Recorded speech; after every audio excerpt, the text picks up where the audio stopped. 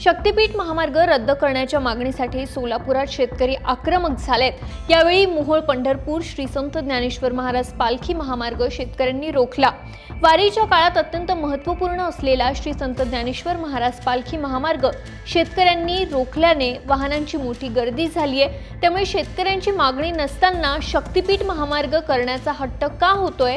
दरम्यान या आंदोलनकर्त्या शेतकऱ्यांना मोहोळ पोलिसांनी ताब्यात घेतलेलं आहे।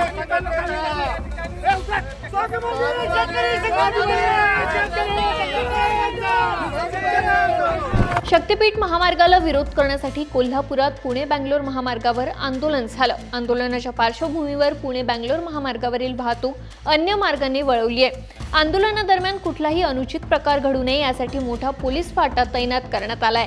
या ठिकाणी राजू शेट्टीही उपस्थित होते। ते म्हणाले, कारण नसताना पोलिसांनीच महामार्ग रोखला आहे। त्यासाठी तर 5-50 हजार कोटी रुपये काही नेत्यांच्या घशामध्ये जावेत यासाठी जर का 2 जिल्ह्यांचा बळी देण्याचा प्रयत्न होत असेल तर मला अशा बंद्या काही कोणी रोखू शकत नाही। जे काही गुन्हे बंदी हुकूम मोडल्यावर काय कारवाई करायची ते खुशाल करू शकताय।